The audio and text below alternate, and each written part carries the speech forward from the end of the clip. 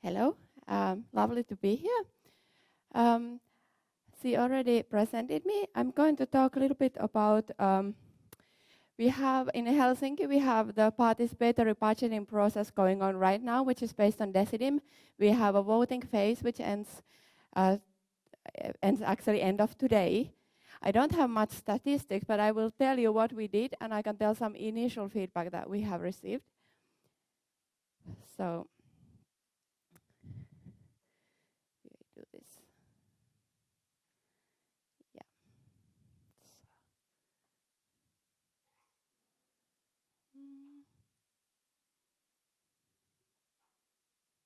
Sorry, apologies. Yeah, now it works. So this is the overview of how what our participatory budgeting process looks like. In May 2011, full meeting of Helsinki City Council decided to launch citywide participatory budgeting. We have the budget that's available for citizens is 4.4 million euros, so it's not that much. It's about 7 euros per citizens. Still, we have this feeling that the money should be more, but citizens are quite happy because there are some issues that the problem is not money, but they have been trying to pull some things through the city, and the problem is not money, but the city administration, and this kind of provides citizens to get a channel to pull their ideas through, even though the money-wise it might be small, it's a big thing administration-wise. And the budget is divided between 7 major districts, and 1/5 of the sum is given for whole city projects. And anyone can suggest ideas. Anyone over 12 years and over can vote who lives permanently in Helsinki. And it's based on Decidim. This process that we use, it's similar to participatory budgeting process that has been presented here so far. There's kind of one extra steps because we take in first ideas or suggestions, and then in the second phase we develop these into plans. And in this planning phase, several suggestions were combined in the single plan, and we made a detailed plan. Citizens made them with the city planning experts, and they made them detailed enough so that they can make a cost estimate to that plan. And then these plans went for the vote. Here is still the some statistics. So we have a little bit over 1,200 suggestions. And these were assessed by the city, and 839 of them proceeded to the next phase. And then out of these, we made the plans. Because many suggestions were really similar, so they were combined to a single plan. For that reason, there's less plans. And finally, 299 plans were accepted for the vote. And now the voting is going on. We have over 50,000 registered users on our Decidim instance at the moment. And we are looking for, I still don't have the exact figures, so we're looking for maybe, it seems that we will end up in a voter turnout that's between 5 and 10% of all eligible voters in Helsinki. So this is the first year, and it seems, especially if we get 10%, we will be very happy about that. Then just one word about Poro liaisons. We have this concept that every district has a Poro liaison who is responsible for helping people participate, basically, and tell about participator budgeting. And this can be very good for reaching out people.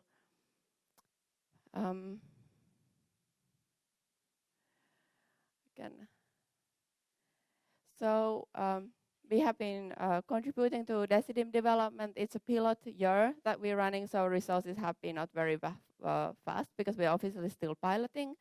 But what we have done, some modules for Decidim, like we have done virus detection, we have done structured collaborative forms, we have done user authentication with Finnish bank and mobile IDs and pupil IDs. This would significantly help other cities in Finland to adopt Decidim, we hope. And we made some user experience improvements in the budgeting phase. And everything we had done is, of course, a GPL license. and it's compatible with the Decidim. This is no longer recent version, but Decidim 1.8, and it's made available as a Ruby gem, so it's very easy for anyone to take these modules into use in their own system. And this, we have been partnering with Mainio-Tech from Finland. Antti Hukkanen is also here, so you can talk with him if you are interested in technical details. And then we also partnered with Open Source Politics with one module. And I will just to show you what does our participatory budgeting look like. I'm trying to show you a screenshot video, and I would like to ask, like, is this video like, yeah, is it possible for me to launch it? I forgot to ask this. I'm sorry about this. I can launch it from here. Is it possible for you to put the voice down? Because voice will be in Finnish, so you can put it a little bit down. I can talk over it. Huh? Is it possible to launch it? Yeah. I was told it might be difficult. I'll just show it.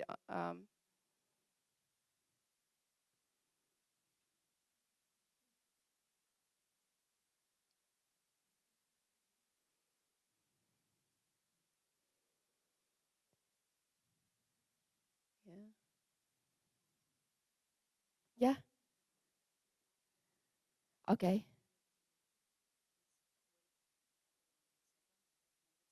Okay. Yeah. So can't. Okay. There's a problem with internet connection here, so I will come back to this. Maybe I could just continue my presentation. We try this later because I can't even demonstrate if it's yeah. Yeah. If I can't do it, you can see this video yourself afterwards. If you go to omastudy.hel.fi and you can turn the page into English, and there are you go to instructions, and there's instructions for voting. You can watch the same video by yourself afterwards, so you can see how the user interface looks like, because that would be nice. One of the challenges we have here is that we had first we had only like over 2,000 suggestions, and we realized we really have to get the volume up, you know, to make this process convincing for the city decision makers. Otherwise, they take the money away. And we found out that there's many people in Helsinki who are not really. Our user research found out that many people are not really committed to participate very much because this is a new process, but they would be willing to make these few mouse clicks. So for these kind of participants who don't want to, you know, come to deliberative events, we have like events where you could deliberate all the proposals, but we couldn't draw like large crowds of people to these events. So then we thought that at least we can offer this one simple way of participation. It's not very in-depth participation, but at least it's something. So we wanted to make this kind of thing that you can vote with a relatively simple clicks. And this was a little bit challenging with Decidim, because Decidim is more built like a social platform, like that you can do many kind of things over there, and there's loads kind of processes. So it's a little bit challenging the how we make so that, you know, there's an easy pipeline for users to do a single task. So this was a bit of challenging working on. If the video works later, I will show how.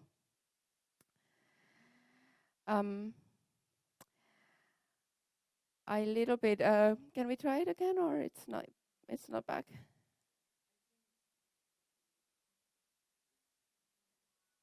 I could keep bring my own internet, but yeah, okay. Yeah, because my backup plan was to show it just on a website, but it's not working then either. If you, yeah. Yeah.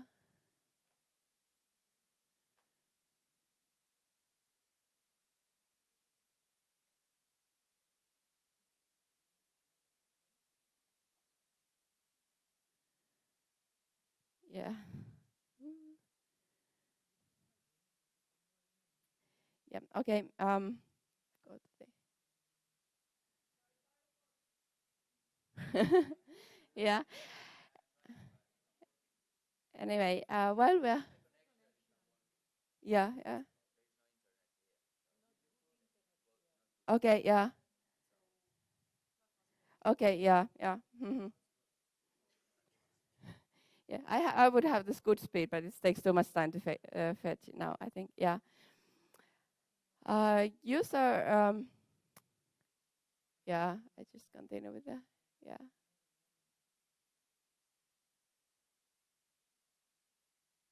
Yeah, it just, the user feedback we received, it's now kind of hard to discuss the user feedback. You don't see the actual presentation, but we have quite mixed user feedback because some people think it's really superb, that it's really easy to use, and then some people say it's totally impossible for use. People are obviously very different and they have very different skill sets.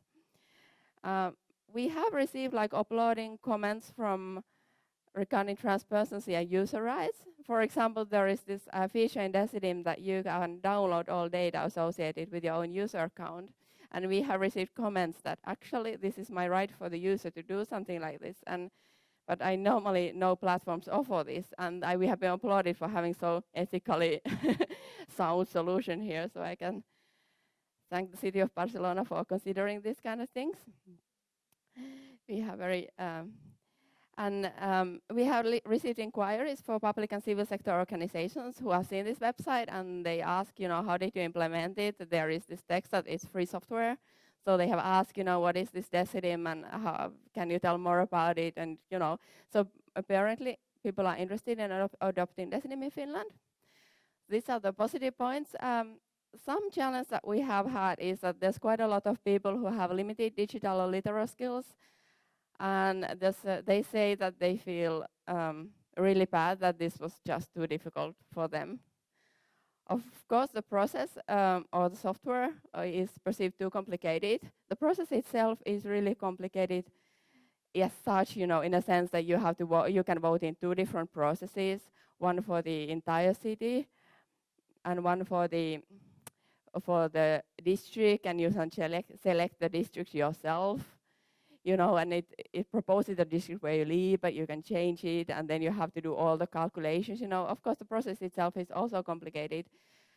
So how easy you can do it with software. However, with the Decidim, there are also some user interface issues that are also problematic. There is also this issue of strong identification. Our city government decided that we need to have strong identification, but this is a barrier to many. Especially in Finland, we don't have like a public strong identification system. So we rely on bank IDs, which are corporations, and they give bank IDs according to their own criteria. So if you are in a lot of debt, you may not have a bank ID. And also that we have a student IDs, which some schools seem to give to students, and some schools don't, even though all schools should do that, but there's a problem with that as well. So this identification puts citizens in a very different position at the moment. And the software requires modern browsers to work properly. Some of the people in disadvantaged neighborhoods, they have very old mobile phones, and there's no modern browsers in them either, so this doesn't work, and that has been a problem. But it's really hard to, of course, support. One cannot support all the old browsers for the last 10 years, but anyway, it's a bit sad they haven't been able to vote. We have assisted voting in libraries, but in a way that has, for some reason, we have not yet analyzed why that has not really reached people, even though we had advertised for it. So very few people have actually come to libraries, even though we have a lot of this voting spot. We have not yet to analyze why this doesn't work to offer an alternative. And this is just the next slide is about our a little bit of our dilemma, because most of the companies, when they develop the software, they develop it for a certain target group. But this is a democratic solution, so it should be for everybody. But clearly we see that people have very different perspectives. Some people are complaining that, why this is so complicated, that it's too hard to learn. Other people are saying, oh yes, this is so good, but could you just add a little bit more, like this user interface should be more hip, and there should be more wow effect in the user interface. So it's very different. People come from very different angles and skills, and it's hard to please everybody. So I think there are also some deep philosophical questions there, that who are the main target group of this solution, that should be really targeted those with less skills and less literal skills, less digital skills, which means that then we cannot have so maybe advanced solution in all aspects. So there are some, I think, deep questions there that we need to discuss also inside the city.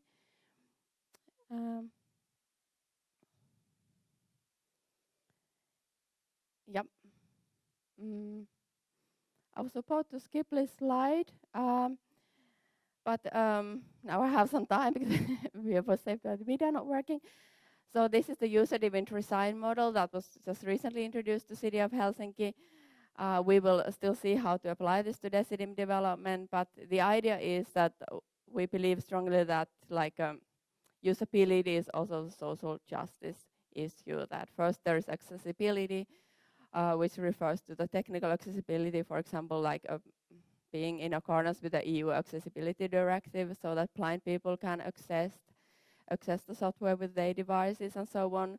Then there is the inclusion, which is more seen like empathy, that you can really understand. I think this is what we also need, that we really need to empathy towards these users who reported us that this is impossible to use, and we really need to understand why and improve it from that.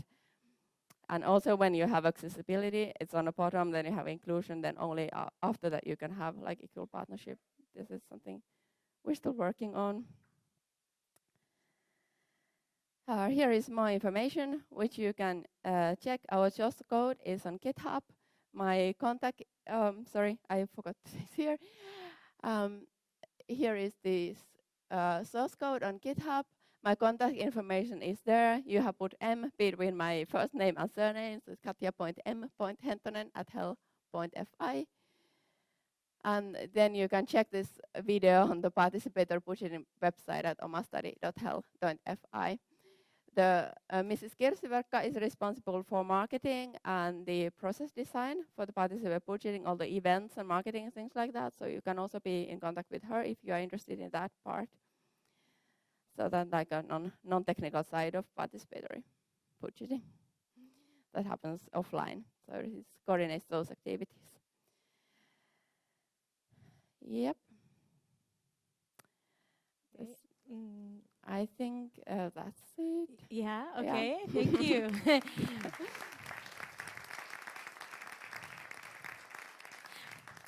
We can have 10 minutes now for some questions.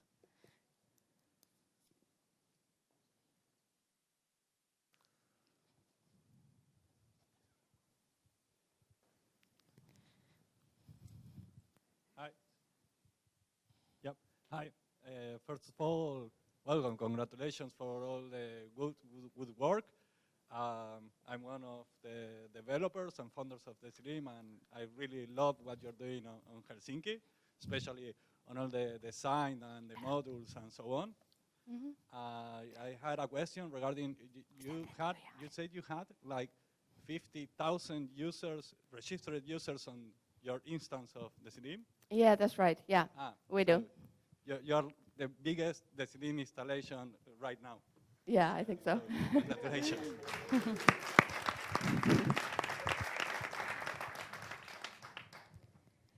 There's another question. Yeah, you can go on. Yeah. Hi. I saw you put in your information that participation is from 12 years onwards. Yeah. How do you deal with age? I mean, how do you participants who are underage, do you give same value as adult people? Yeah. Or you deal it, because we have sometimes a problem here with children participation, and I would like to know how you deal with it. It's just the same? You have different processes for adults or children? Yeah. No, it's citywide participatory budgeting is for everybody over 12 years old, and adults and children are treated the same. We do have integrated voting in the school curricula. So students should get, depending on the school, how it has been implemented, students get guidance, on how to vote, and there's also people from the youth services that offer to go to schools to explain what this voting is about. But yeah, they have the same vote. In addition, we had a youth budgeting process, but that's additional to those between 13 and 16. It's basically 3 classes, and that's only for young people, and it's all about youth projects. But that's a separate process. In the citywide participatory budgeting, everybody has the same vote. And in some areas, the young people has been super active, and there's a lot of skate parks then winning, and some older people are complaining about that, but what you can do, just you can go and vote if you don't like what's there. So,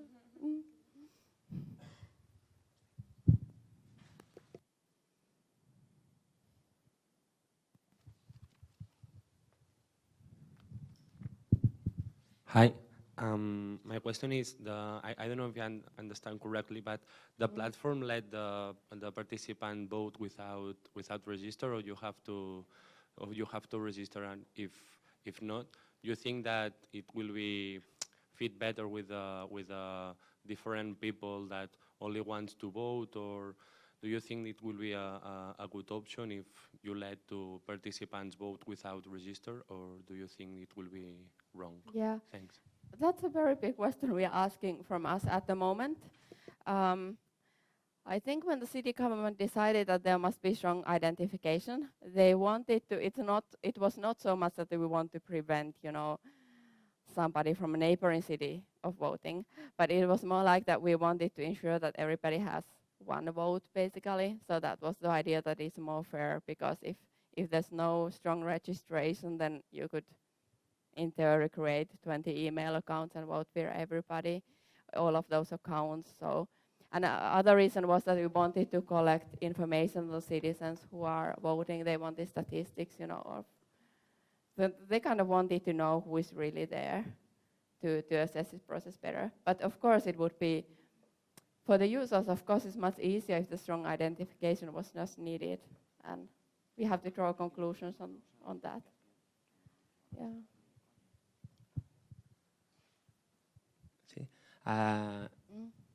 Hi, Katja, here Here. at your left. left Yeah, side. yeah.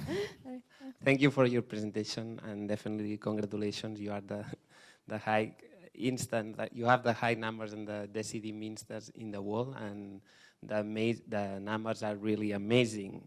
I think that I checked the instance 1 month ago, and you were around 10,000 active users in Decidim, and now you are almost arriving to 60,000, which means I think that around the 10% of the population on the city of Helsinki.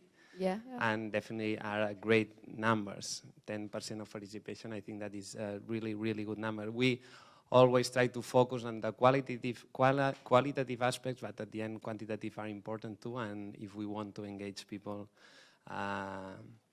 this is great, and this is great using the CDM for us, and thank you very much. I have just 2 questions. One is if you can explain with more technical details how you create this assessment, this helping voting point in the libraries, and how it has been perceived for the public workers, for the official workers on the city council, the management of the projects, how they perceive that, if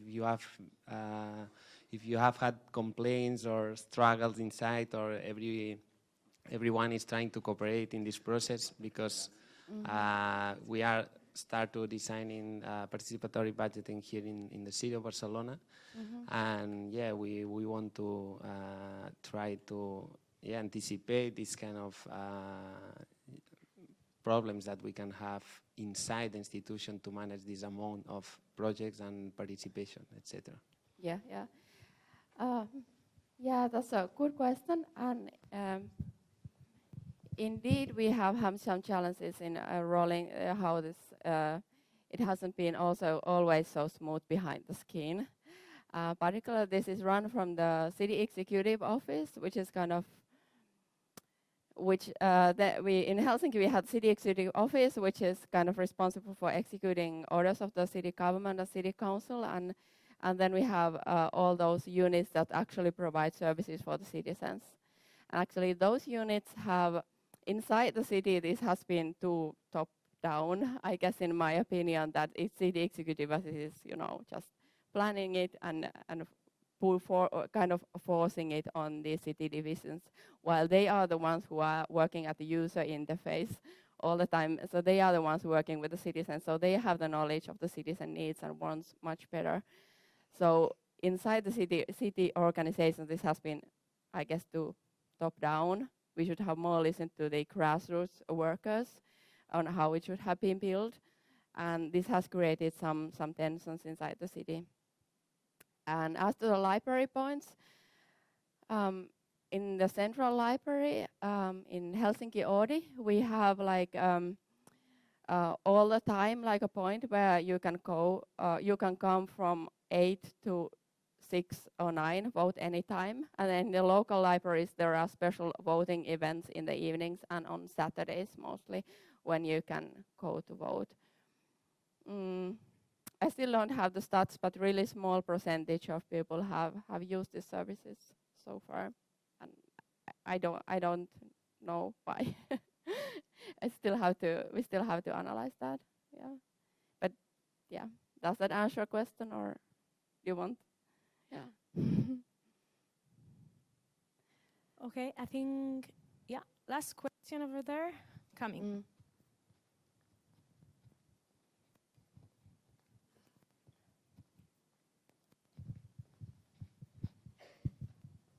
Hello. So a very small question on code-based governance. So I see you have a separate repo for the Helsinki instance. So is there anyone responsible, or is anyone trying to make sure the two repositories stay fairly in line, or is it kind of doing on the code level? Yes, yeah.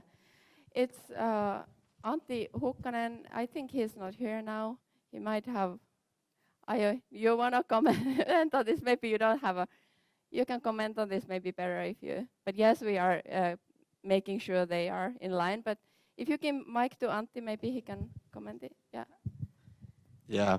So what's the question? Like, how do we keep in line with the two repositories, like Decidim main repository and Helsinki? Yeah. So basically, what we try to do is that every time there's like some bug fix or some actual feature that we see beneficial for the whole community, we try to make it as a pull request to the main repository, or we try to start a discussion on MetaDecidim, how we could incorporate something like that into the main repository. But of course, sometimes the development speed is a little bit faster than that. Sometimes we need to answer Helsinki's request a little bit faster, so we may make like a separate module of it, or maybe make up some customization to the Helsinki instance. But we try to do our best, and also like instruct.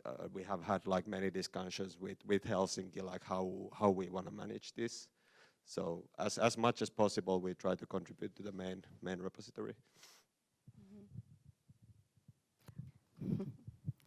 Okay, thank you very much. Thank you too. It's sharing experiences. Oh, 2 more questions. Wow. Yeah. So yeah, the numbers are quite big. I was wondering if you could tell us how what was the strategy deployed to get so many people to participate, if you have some kind of secret sauce to share.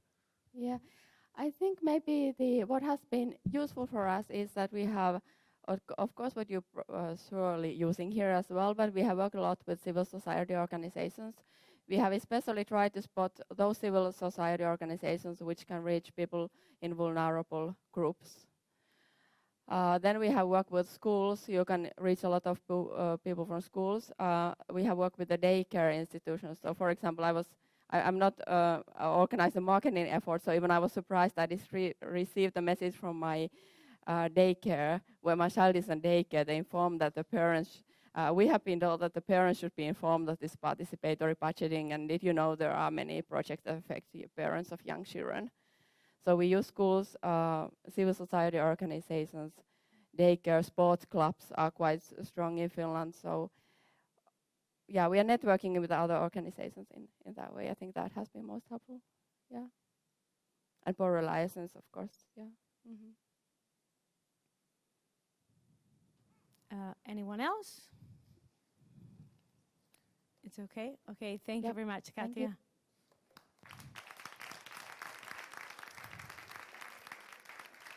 Bene.